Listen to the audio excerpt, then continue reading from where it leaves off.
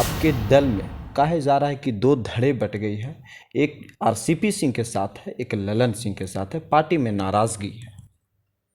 सौरभ जी, मैं इस बात से, आपके बातों से मैं सहमत नहीं हूँ। जनता जैसे ललन जी का स्वागत किया, उसी तरह जनता दलियों के कार्यकर्ता इनका भी स्वागत कर रहे हैं। जनगणना कराने में पूरे हिंदुस्तान के लोगों को फायदा होगा। हमको नहीं लगता है कि तोड़ और जोड़ होगा। नमस्कार, आप देख रहे हैं लाइव सिटीज। मैं हूं आपके साथ सौरभ राज्य।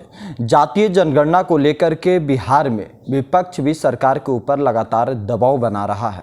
तेजस्वी यादव लगातार ये नीतीश कुमार से कह रहे हैं कि आखिर आपको प्रधानमंत्री समय क्यों नहीं दे रहे हैं मिलने के लिए जातीय जनगणना की मांग को लेकर के। मेरे साथ जदयू के वरिष्ठ नेता और राज्यसभा सांसद रामनाथ ठाकुर हैं। इनसे जानेंगे कि आखिर विपक्ष इतना दबाव क्यों बना रही है नीतीश कुमार के ऊपर। सर, जिस तरीके से जातीय जनगणना को लेकर के बिहार में विपक्ष भी आप लोगों के साथ खड़ा दिख रहा है, लेकिन प्रधानमंत्री से समय नहीं मिल रही है सर नीतीश कुमार को। आपको ज्ञात होगा जी कि जब विधानसभा का सत्र चल रहा था तो नीतीश कुमार जी से विरोधी दल के नेताओं जाकर के मिले थे, संभवतः 1 अगस्त को। तो वो उनको 2 अगस्त को यहाँ आना था। तो उन्होंने कहा कि मैं पत्र लिखूँगा, उनसे समय भी मांगूंगा और समय मिलने पर मैं मुलाकात करूंगा। तो बिहार के मुख्यमंत्री श्री नीतीश कुमार जी पत्र लिखे, टेलीफोन पर उनसे बातचीत हुई। अब समय अभी तक तो नहीं मिला है, मिलेगा तो ज़रूर उनको निमंत्रण देंगे मुख्यमंत्री जी को और बातचीत होगी। सर, विपक्ष ये कह रही है कि प्रधानमंत्री जो नीतीश कुमार को समय नहीं दे रहे हैं, ये बिहार का अपमान है। मैं नहीं समझता हूँ कि ये अपमान है। प्रधानमंत्री को बहुत काम है, बहुत देशों के लोग आते हैं, उनसे मिलते हैं, विभिन्न हिंदुस्तान की जो समस्या है उन समस्याओं से निपटे हुए हैं। मैं नहीं मानता हूँ, लेकिन समय उनको मिलेगा तो निश्चित रूप से वो मुख्यमंत्री जी को संवाद देंगे। मुख्यमंत्री जी आएंगे और जनगणना के बारे में जी बिहार पूर्व से ही जी वो मांग करती आ रही है और जनगणना कराने में पूरे हिंदुस्तान के लोगों को फायदा होगा। ऐसा है नहीं है कि किसी को फायदा नहीं होगा, सबको।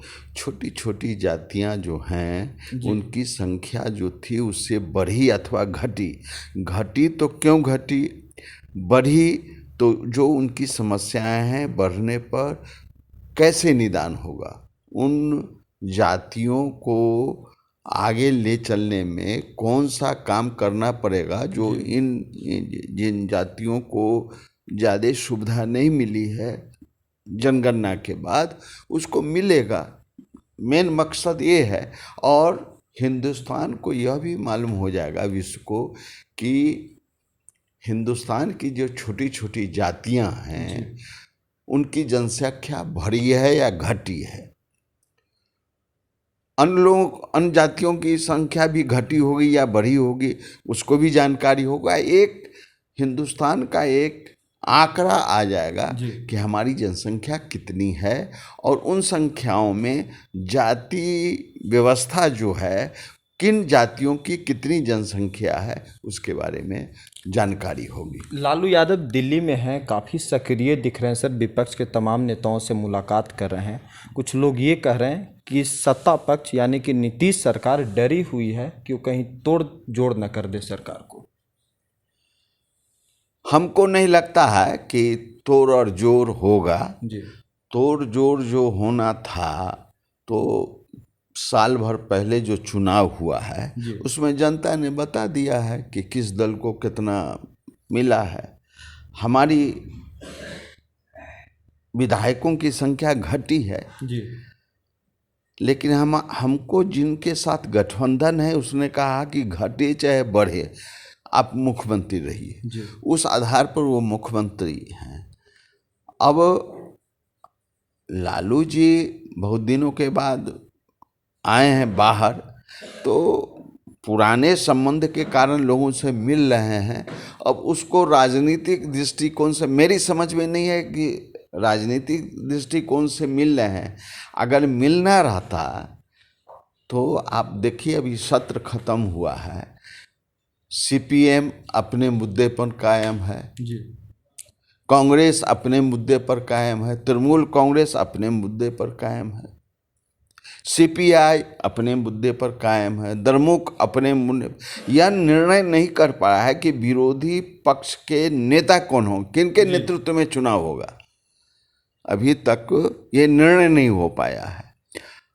अब जब निर्णय नहीं हो पाया है, कोई सेक्रीफाइस नेता नहीं करना चाहते हैं, तो हमको नहीं लगता है कि विपक्षी लोगों को किन्हीं के सक्रिय होने से कोई फायदा होने वाला। एक मेरा अंतिम सवाल और छोटा सा सवाल ये है कि रामनाथ ठाकुर खुद नीतीश कुमार के काफ़ी करीबी रहे हैं, आप काफ़ी सीनियर लीडर रहे हैं, लेकिन मौजूदा समय में सर आपके दल में कहा जा रहा है कि दो धड़े बट गई है, एक आरसीपी सिंह के साथ है, एक ललन सिंह के साथ है, पार्टी में नाराजगी है।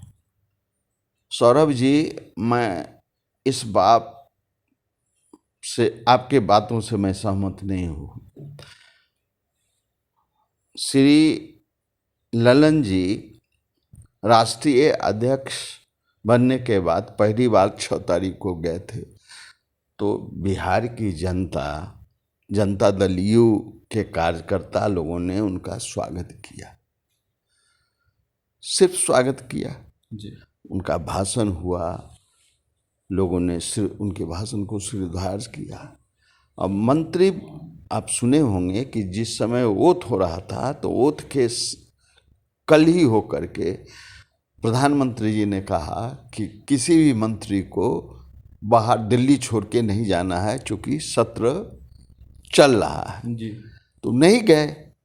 अब सत्र खत्म हुआ है, आज 15 अगस्त खत्म हुआ है, तो हर एक मंत्री अपने अपने कंस्टिट्यूंसी में जाएंगे, अपने अपने राज्य में जाएंगे। मंत्री बनने के पहली बार श्री आरसीपी सिंह साहब जा रहे हैं बिहार, तो जनता जैसे ललन जी का स्वागत किया, उसी तरह जनता दलियों के कार्यकर्ता इनका भी स्वागत कर रहे हैं। इसमें हम नहीं समझते हैं कि दो धारा है। नीतीश कुमार जी के नेतृत्व में हमको नहीं लगता है कि उनको छोड़कर चाहे ललन जी के साथ या आरसीपी के साथ कोई बात होगी, हमको नहीं लगता है। जनता दल यूनाइटेड है और नीतीश कुमार जी के नेतृत्व में आगे बढ़ेगा। और जैसे राष्ट्रीय अध्यक्ष आरसीपी बाबू थे, अब वो मंत्री बनने के बाद श्री ललन जी हुए हैं, तो दोनों नीतीश कुमार जी के नेतृत्व में साथ रहेंगे। चलिए, शुक्रिया सर, थैंक यू।